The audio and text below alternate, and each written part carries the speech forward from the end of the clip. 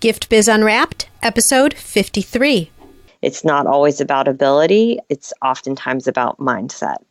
Hi, this is John Lee Dumas of Entrepreneur on Fire, and you're listening to Gift Biz Unwrapped. And now it's time to light it up.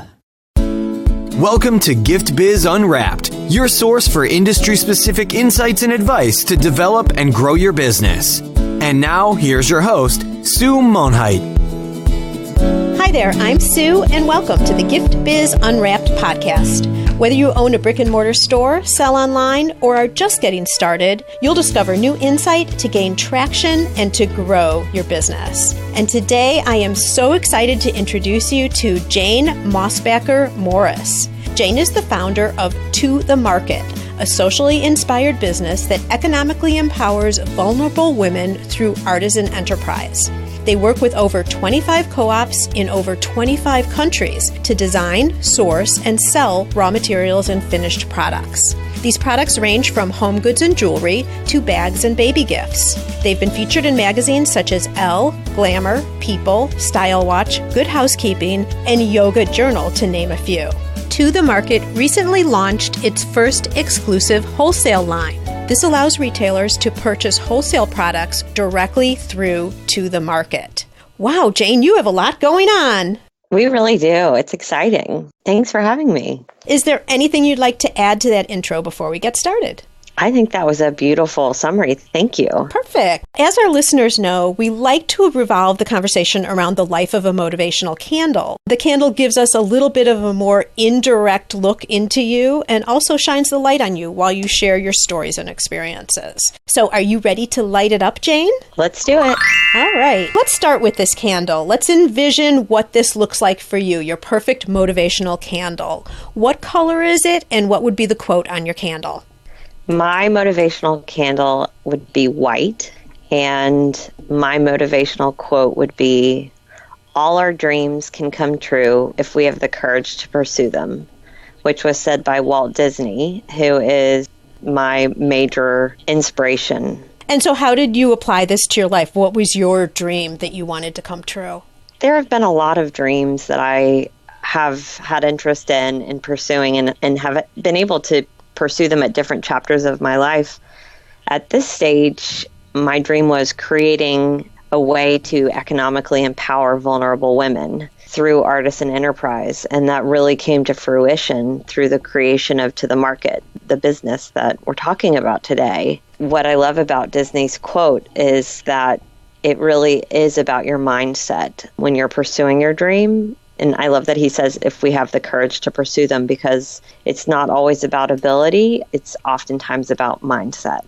You're so right. I mean, you will hear different people who've been very successful, and you go back in their history and you find that they weren't the best student in school. Maybe they were kind of a rebel in terms of following the rules. And then here they build these huge businesses.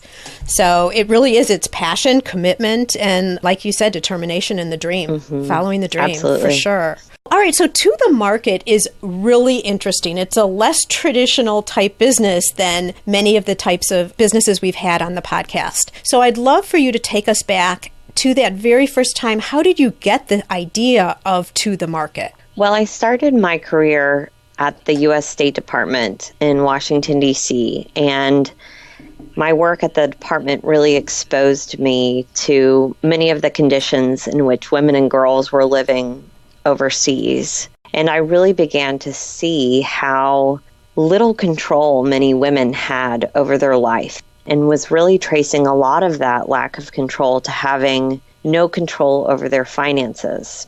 And as my career progressed and I was exposed more and more to different types of vulnerable communities, and when I say vulnerable communities, I'm talking about communities that maybe are living in a conflict zone, or these are communities that have experienced some form of disease. So let's say HIV/AIDS, or a community that may be a survivor of some form of abuse like human trafficking. And when I was spending time with these communities, I really became more and more convinced that to regain control, even a iota of control over their life, helping them access and earn some form of an income would be a really, really powerful way to give them control again, because that little bit of income allows them to begin to make basic choices over their life.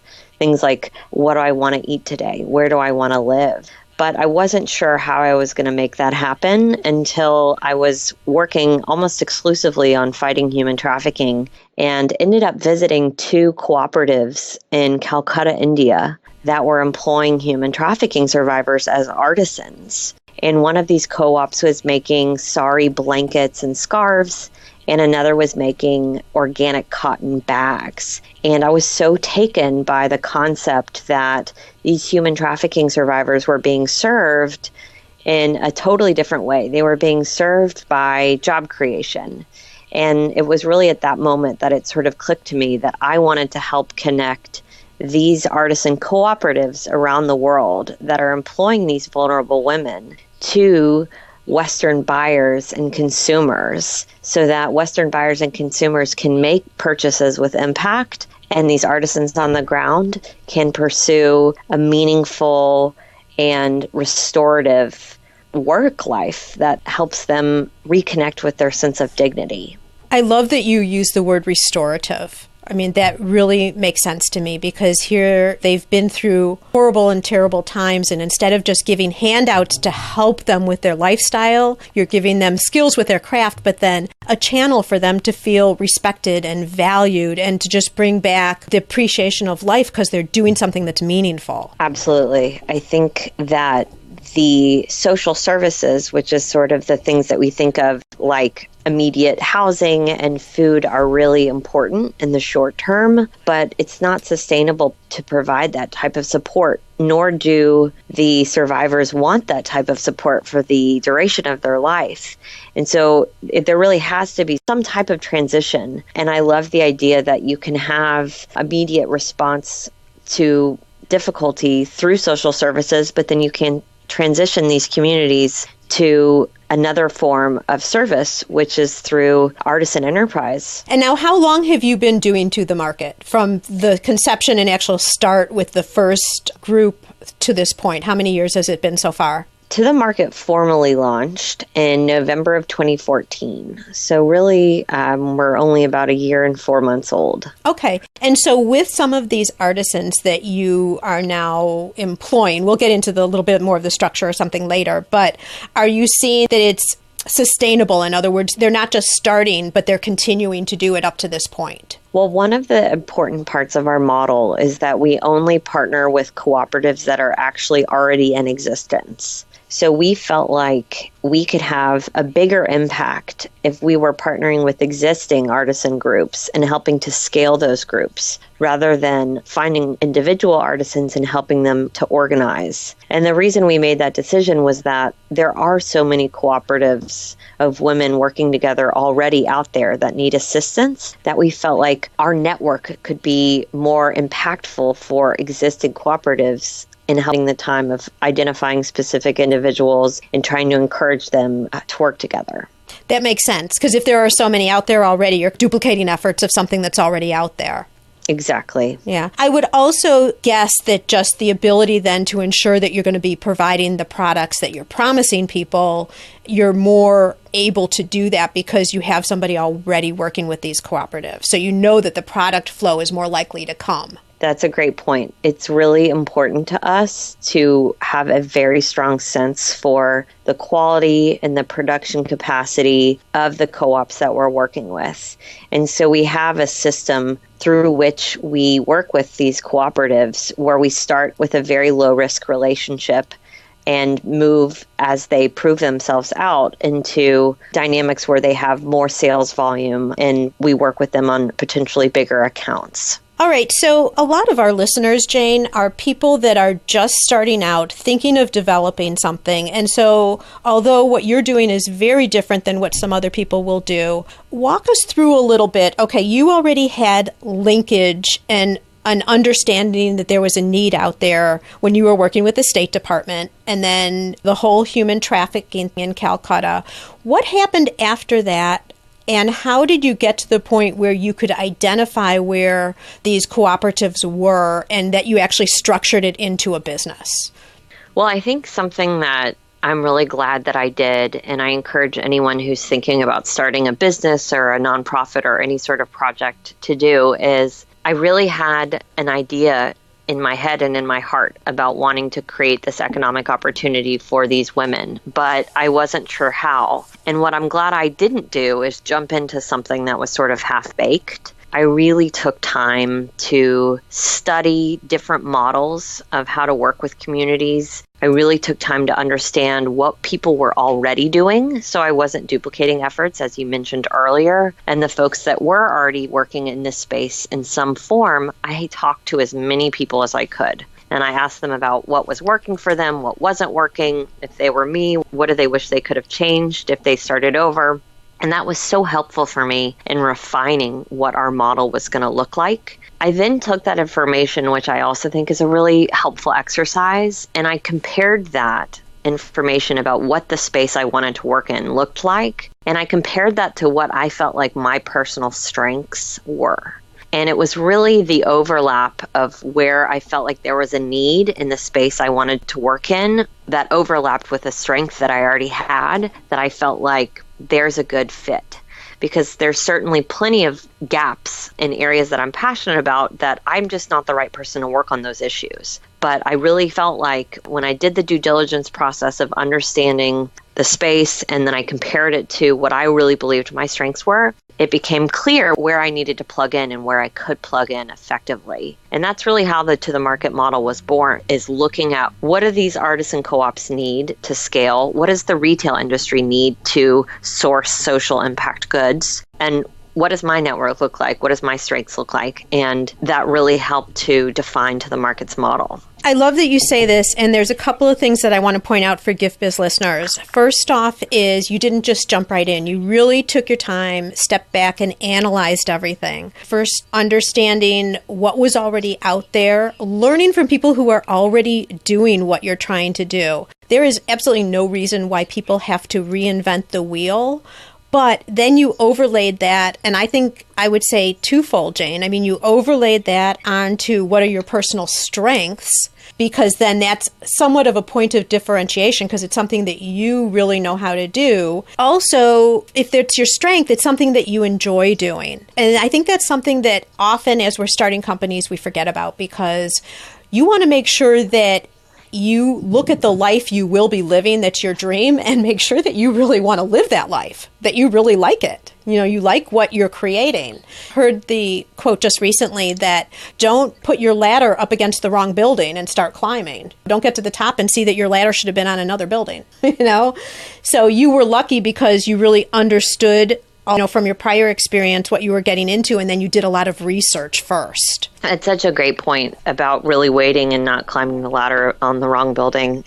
Running a business that you are hoping to scale is absolutely a 365, 24/7 task. And pursuing something that you don't feel passionately about can put oneself in a really, really tough position. Yeah. So after all of this, and you talk about emphasizing your strengths and then having other people possibly do things that you weren't as interested in that have to get done for the business.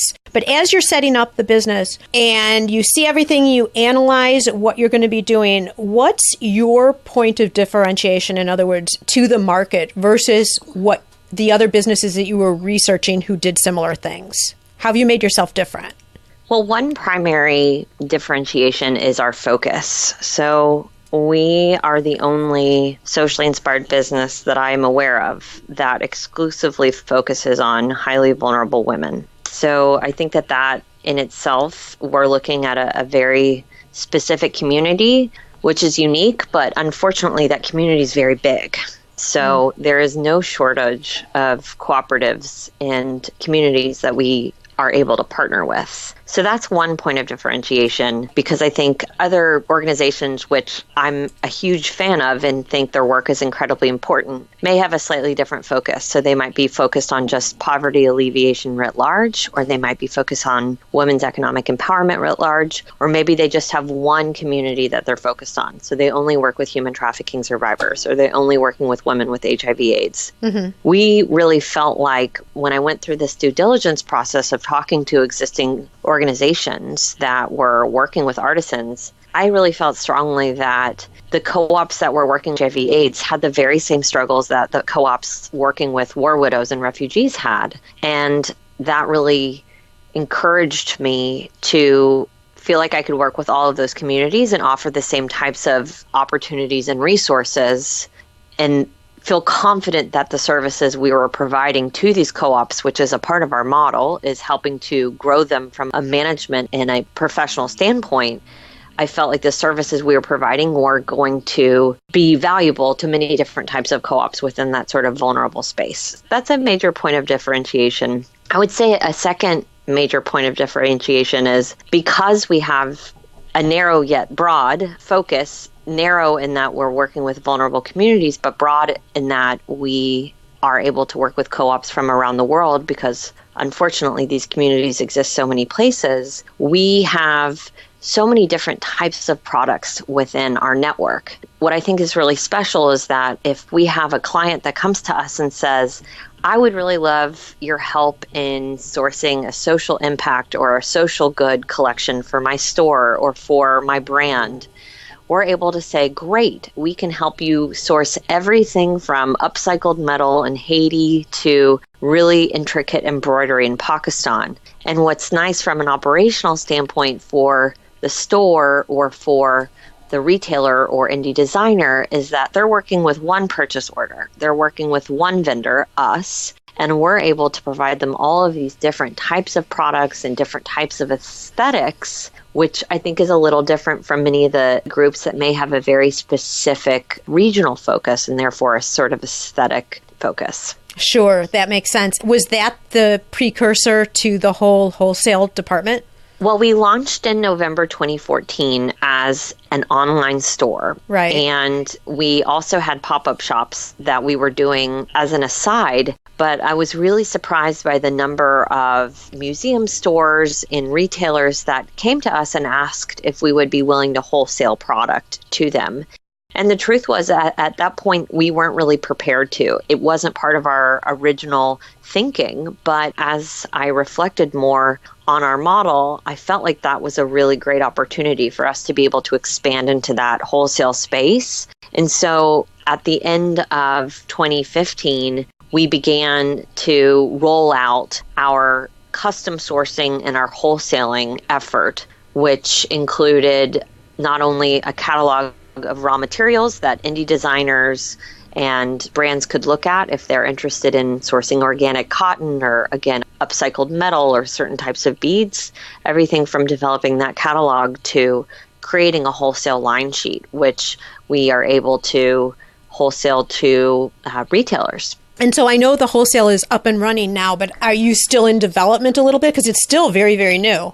Well, our first Spring/Summer 16 line is out, and that line is complete. We also have a complete raw material catalog. What's exciting, though, is that as we continue to expand at the rate that we are, we're able to add new capabilities within our raw material catalog. So we're just bringing on a group, for example, that's going to be able to work with ceramics. And as we expand, I think, into our fall/winter line, I think you'll see an even more expanded line sheet that reflects even more aesthetics. So if I were a retail shop or I was a designer and I was looking to source product, either one, so both examples, I could go to your catalog and see different products that were already there. I could also come to you and say, I'm looking for this type of product, I'm interested in this type of area, et cetera, and you would help source that over and above what's available in the catalog.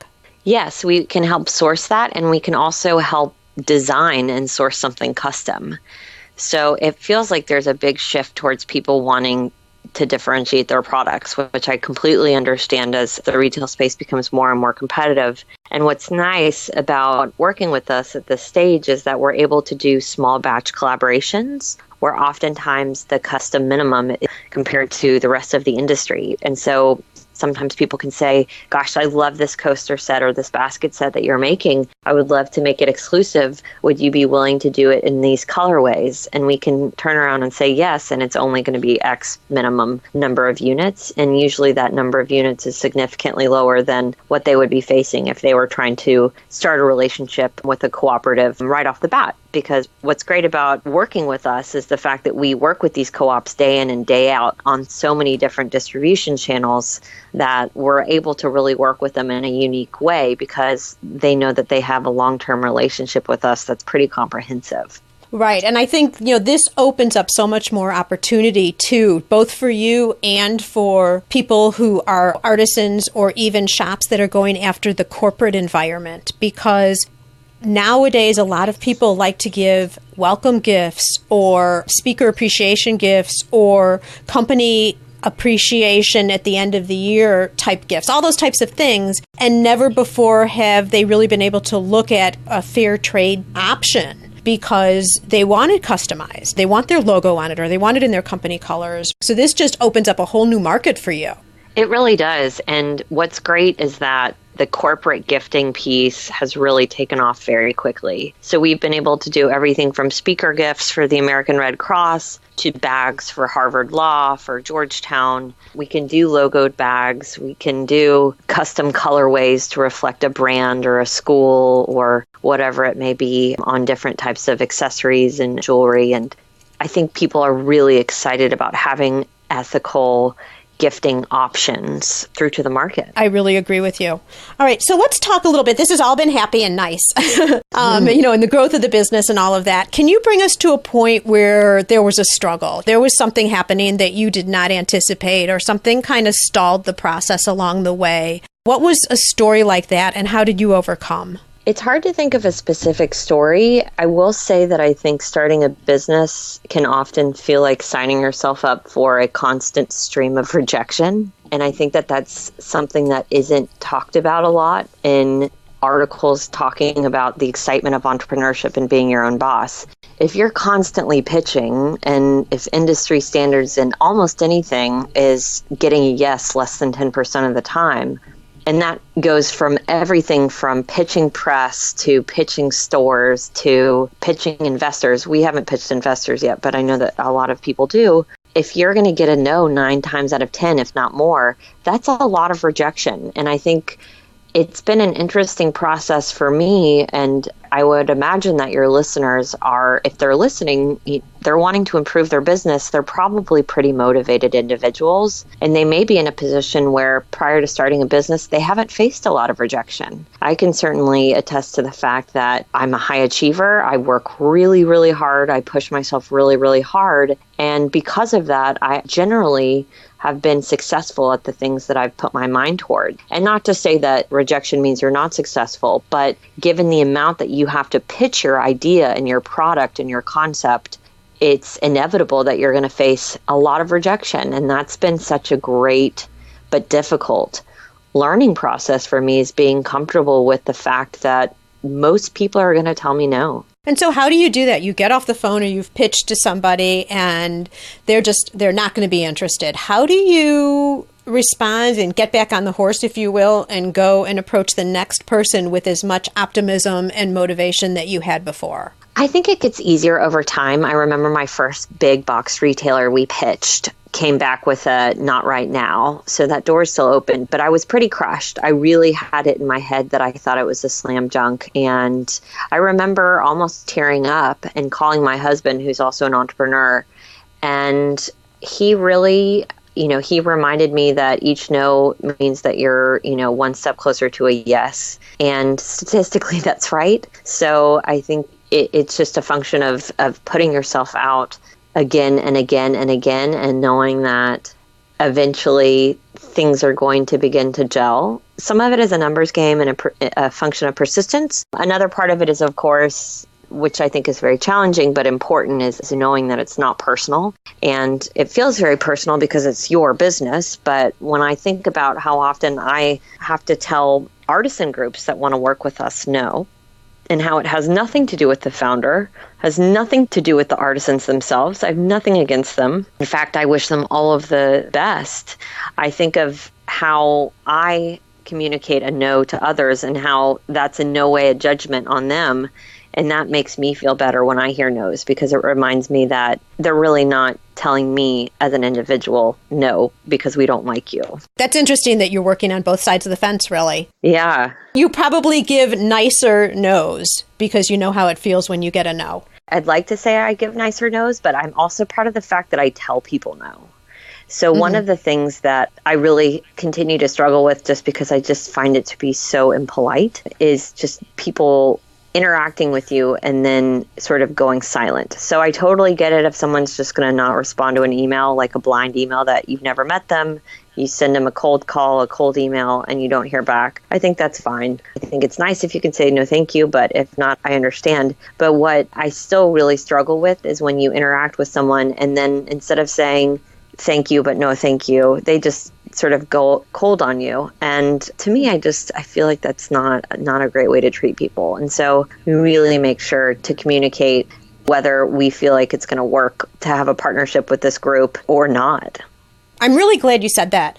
In my corporate world, I was 15 years with sales and marketing, and we had rejection all the time. I learned it way early on. And one of the things we always talked about is obviously the first answer that you want is a yes. The second answer you want is a no, because then okay, that door is closed. I'm going to move on. The worst are when they string you along. Like you said, they either don't respond to email with you or they say, well, not right now, or let's relook at it. And then they probably don't want to tell you no because they'll feel bad telling you no. But it's just going to continue. It's wasting both people's time. You're going to call them back. They're going to say no again. It just kicks the can down the road again and again. I think you're right. You have to just very nicely and graciously close the door if you know for sure that it's not going to work. It's better for both parties. And it's more time efficient too, that's for sure. Absolutely. It really is. Okay, so you're up and established. To the Market is going great. I know you've been featured in a lot of magazines, as we were talking about in the introduction. What else do you do to get eyes on the business? From a marketing standpoint or from a press standpoint? Any exposure that can bring you in sales. Well, we have been really lucky with earned media. I'm really, really grateful for that. We also subscribe to services like Harrow, which is Help a Reporter Out, which is a service that for free will send you an email with stories that journalists are working on. These journalists are interested in feedback or sources on certain topics, and oftentimes those topics may relate to your business. And so that allows us to just pitch that reporter on that specific story. So that's been helpful to us because it often leads to nice little write-ups or blog hits or being quoted in articles. We also work with bloggers, which we've been so fortunate to have so many that have wanted to write about us for free. And I think that that's unusual because of our mission. I think if we were a traditional business, we wouldn't enjoy that sort of honor of being able to work with these bloggers without compensation. But I think so many of these bloggers so believe in women's economic empowerment that they're willing to cover us for nothing. And so we've been really, really fortunate for all of our blogger supporters that have covered us, and they are a huge part of converting viewers to our site. And what about social media? Does that play a role? Absolutely. Social media is definitely a big part of our outreach. I think some mediums are easier to track conversion than others, but we are very active on Pinterest, we're active on Twitter, and we're active on Facebook, as well as Instagram. So it's becoming a little bit more easy to track conversions as analytics improve for all of these different systems, but it's definitely imperfect. And so you just have to do your best with Google Analytics to see what's really converting. And it's always a work in progress because the platforms change, new opportunities come up both in social media and print, and what I'll call just traditional advertising. So you have to balance it out, see what works, continue adjusting and move along. Yeah, absolutely. So, being nimble, I think, is really important. And trying to capture emails is really important because that's obviously a asset you control versus social media, as we've seen with things like Facebook and Instagram. The algorithm can change, and then your ability to get in front of your supporters and customers can change pretty radically. Question for you, just because I think this is something that some of our listeners might be curious about. You're working in a global environment. There's a lot of things you're doing in terms of looking at Harrow, potentially providing them some information, bloggers, all of that. How big is your core organization? Just the group of people that you would call corporate. How many people do you have? Maybe not even all full time, but can you share with us a little bit of your structure and then also how you divvy some of these responsibilities? Because obviously we are all time challenged. Yeah, absolutely. So we have, I serve as the CEO, and then we have a COO, Jill, who is actually out in San Francisco. So we are not actually working in the same space, but that seems to work just fine for us because we don't have a physical store. And then we have a pretty active group of what I call 1099s. So essentially contractors that are doing different types of work, everything from design to graphic design to back-end support for our website. And then we have an incredible number of interns that have been such a force for us on social media. And many of them have interned for us unpaid for some of them close to 2 years. It's pretty extraordinary. So even before we launched, we had some of these interns that are still with us. So we've been really lucky to have such a great core group of people supporting us. We also have someone who's in charge of our content on our blog, which is called Stories. And we had someone for the last year and just transitioned into having another editor. But besides that, we really rely on the support of our advisors, and we seem to have been able to have a big impact with a fairly small team. Yeah, it sounds like a solid and well-rounded structure, though, even though, I mean, I guess the point is you don't have to have a huge number of people to accomplish quite a bit, as long as things are divvied up and people have their responsibilities, etc. I'm really curious about the interns. How did you initiate that whole structure, and where are you getting your interns from? I think interns are such an amazing asset. We could not have grown to the extent that we have without them. We have utilized internships.com, and we have also utilized college job listserv postings.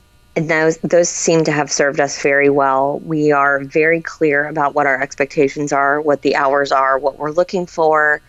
And because we're a virtual team, we're also really screening for people that are self-starters, that are able to operate without consistent oversight. And we've been able to screen out some pretty terrific, screen and identify some pretty terrific candidates that have been helping us with Twitter and Facebook and graphic design and all sorts of assistance that really would be very, very costly if we had to pay a firm to do for us at this stage. Right. So are all your interns then remote? All of our interns are remote. Even the ones that live near one of the staff members, they're still remote. And that actually works really well for our interns because so many of our interns are in school. And so it's really helpful for them to be able to do their work from their dorm room and have one less place they have to go and one less thing they have to be dressed up for and show up to.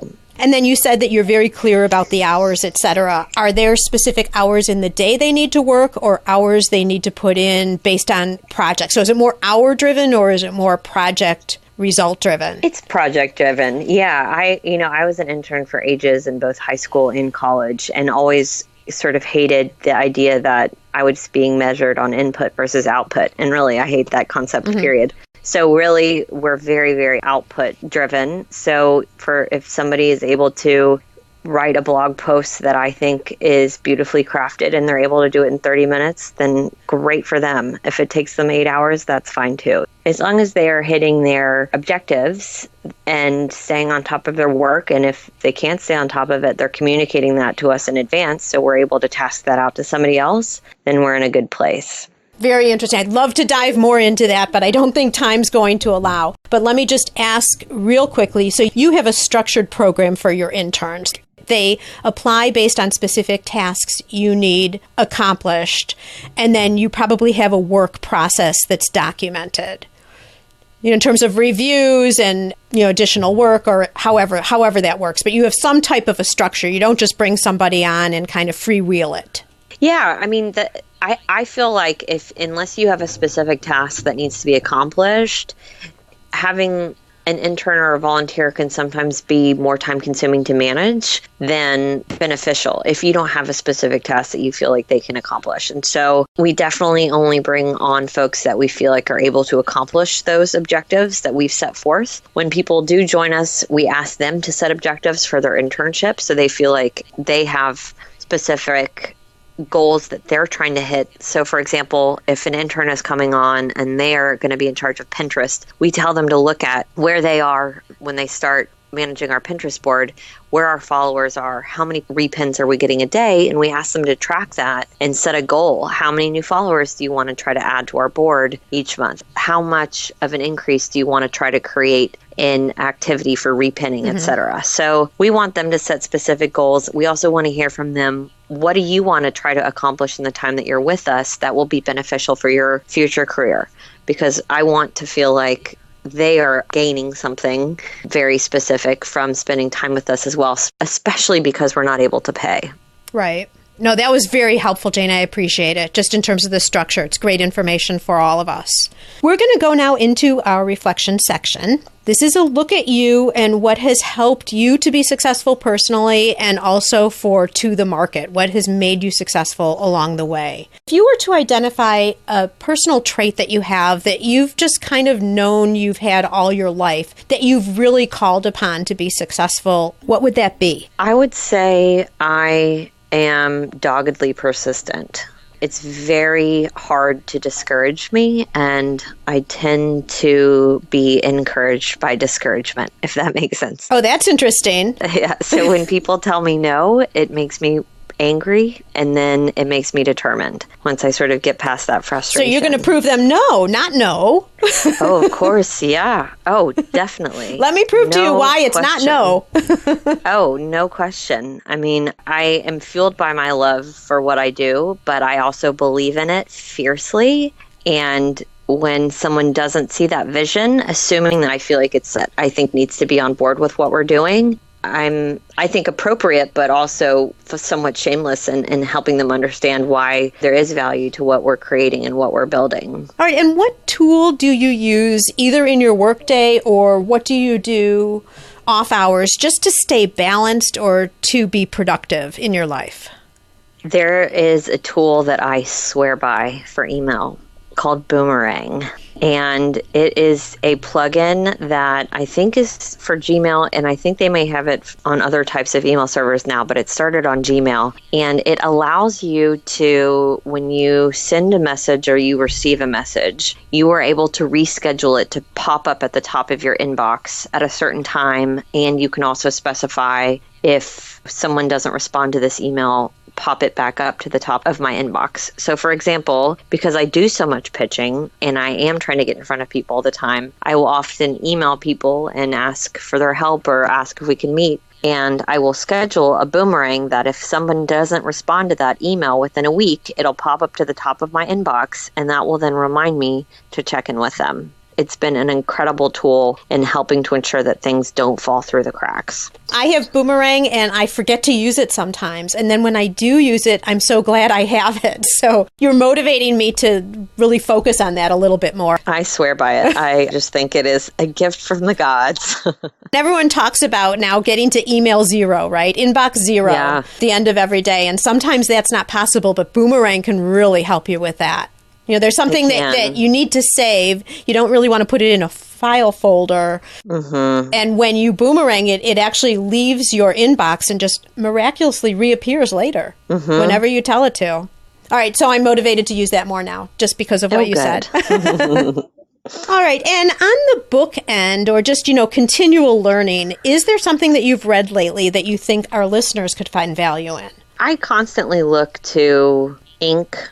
and Forbes, both.com, just to see what some of the articles they're posting about productivity hacks, or if I need sort of a reminder about what is the mindset for success. I feel like both of those sites do a really terrific job of curating interesting information that's sort of a quick and easy read if I'm sitting on the airplane and it's before we take off, or if I have a moment in a commute to just have a little refresher. I often will just pull up Inc. Or Forbes and take a look at at what articles are trending and get a little inspiration. There you go. Wonderful. And so you do it all online. You don't have a hard copy of the magazines.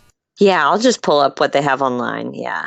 All right, we are going to circle now into my Dare to Dream question. I would like to present you, Jane, with a virtual gift. This is a magical box containing unlimited possibilities for your future. It's your dream or your goal of almost unreachable heights that you would wish to obtain.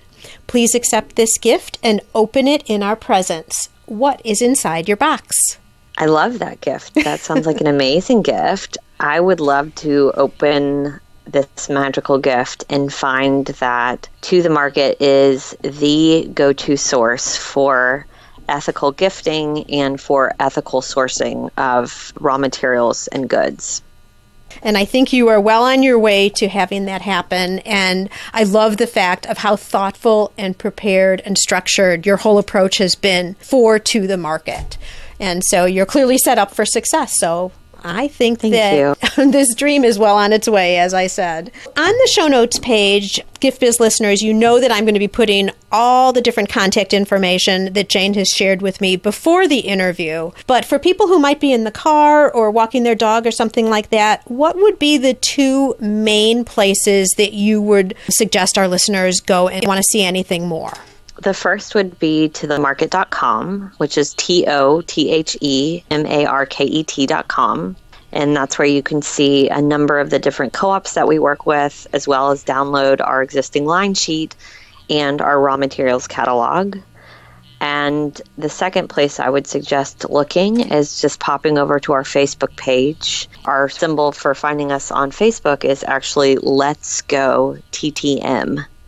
Let's Go To The Market. So Let's Go TTM. And that's where you can see more up-to-date news on maybe what we're reading, what we are excited about, what news articles are related to what we're working on. And I think that's just a great hub for information. Perfect. And again, Gift Biz listeners, you know that all of this will be over on the show notes page. The other thing that I just want to point out is if you guys go to the website, one thing that really struck me and that I saw was different, and you do mention this, Jane, as a point of differentiation, is that you have the option to filter the products also by, I'm going to call it your challenge of choice. You know, whether you're wanting to buy products from people who have been abused or people who are in a poverty type situation. So there's lots of different ways you can filter if you're buying products directly and see what's offered. You can do it by region, and then you can do it, like I said, by, I don't know what the appropriate way to word that is, Jane, but I'm calling it the life challenge of choice. So I thought that was very interesting. I've never seen that before. Is that unique to you guys? I think so. I think we really wanted people to have the option to, if they, really care about human trafficking or they really care about refugees, that they could shop products that are made by those communities. But if they are open to what cause they are interested in supporting, they can also shop by country. And then, of course, they can shop by good. So they can shop by category, like apparel or shoes or jewelry, home goods, etc. Wonderful. I wanted to point that out because I've noticed that right away when I first landed on the site, and I thought it was very different and very interesting. Thank you. Jane, thank you so much. You've really given us a really good look into establishing a business like this that's, again, as I'd said in the beginning, a little different than other businesses that we've looked at. So I appreciate your generosity in sharing your information, how you started thinking about it and planning with your due diligence in the beginning, all the valuable information that you've talked about developing the business, and, the interns too was a great nugget of information for us. Okay. I really appreciate it. I thank you for your time, and may your candle always burn bright. Learn how to work smarter while developing and growing your business. Download our guide called 25 Free Tools to Enhance Your Business and Life. It's our gift to you and available at giftbizunwrapped.com/tools. Thanks for listening, and be sure to join us for the next episode. Today's show is sponsored by the Ribbon Print Company. Looking for a new income source for your gift business? Customization is more popular now than ever. Brand your products with your logo, or print a Happy Birthday Jessica ribbon to add to a gift right at checkout. It's all done right in your shop or craft studio in seconds. Check out theribbonprintcompany.com for more information. and listen to the show, if you like what you're hearing, make sure to jump over and subscribe to the show on iTunes. That way you'll automatically get the newest episodes when they go live. And thank you to those who have already left a rating and review. By subscribing, rating, and reviewing, you help to increase the visibility of Gift Biz Unwrapped. It's a great way to pay it forward to help others with their entrepreneurial journey as well. Would you like to be on the show? Or do you know someone who can provide valuable insight from their experiences? If so, we'd love to hear from you. All you need to do is submit a form for consideration. You can access the form at giftbizunwrapped.com/guest.